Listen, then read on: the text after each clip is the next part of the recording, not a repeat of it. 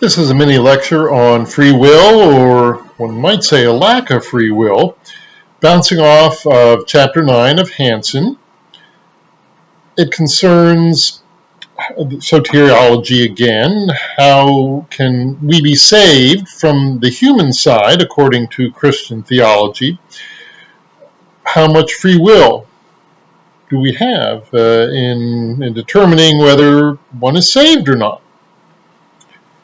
Well, there are three general positions. And these go back to the early church, circa around 400, at least the main opposing positions, and somewhat compromise position a little bit later. But the big controversy was between a guy named Pelagius and St. Augustine.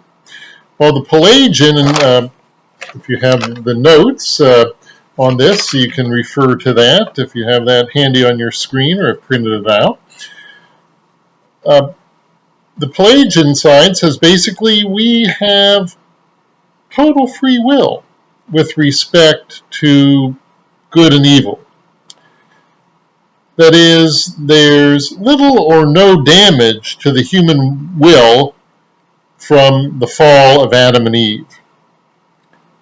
In other words, we don't inherit a very sinful nature from Adam and Eve, according to Pelagius.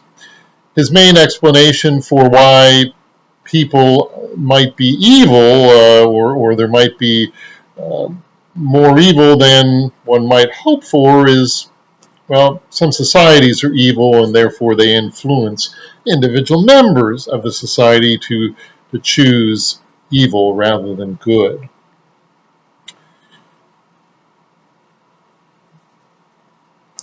Hansen notes that humanistic psychology these days tends to be in this camp, that our free will is pretty unrestrained, right? There's little or no damage to our free will from any supposed sinful nature that we have naturally as human beings.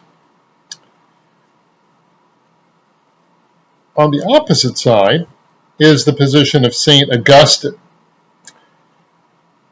Now, he believed that Adam and Eve actually did have free will in the sense that they really could have gone either way.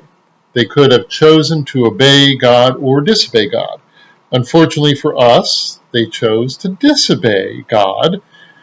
And this differed from Augustine's early position when he believed that there was indeterminate free will of all human beings and after Adam and Eve.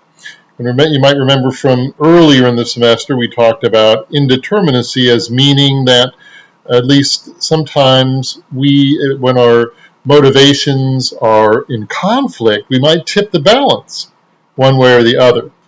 So Augustine believed originally that we all had that, but later in life he took a much harder position.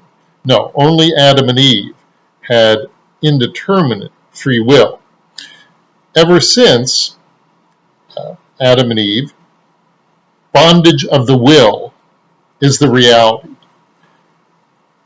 Anything we do on our own, according to our own sinful human nature that we've inherited, is evil in God's sight. Hansen notes that this is the least popular position. This position of predestination also involved that most folks would end up going to hell. Most folks are predestined for damnation, which shows forth the glory of God. So maybe we can kind of see why it's not a very popular position today within the church. Then there's the middle position that was called semi-Pelagian in much of Western or Catholic Church history.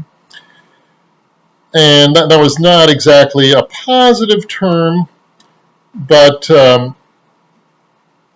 there were really there's a couple ways of putting that.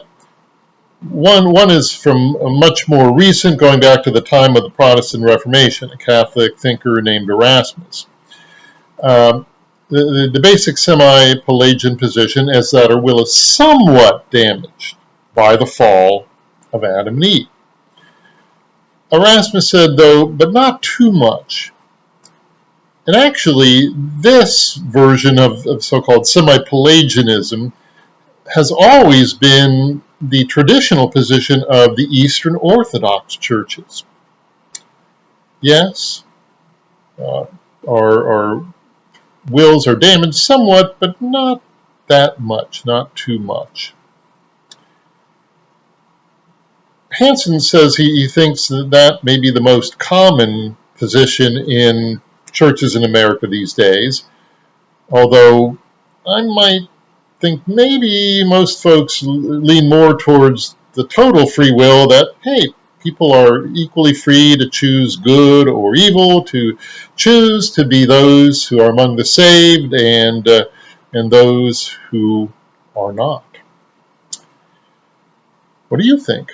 What does your church experience tell you about free will, and whether it's pretty much unhampered by a supposed sinful nature that we just have as being human beings, or not? The other version, which goes way much further back in history, was developed by Cassian, and was actually the position of the Council of Orange, one of the early ecumenical councils. And it said that the will was somewhat damaged. And went further than the Erasmus position or the Eastern Orthodox position that said, no, not too much. It was damaged somewhat, not an insignificant amount of damage. But the thing was that the Council of Orange disagreed with Augustine on an important point.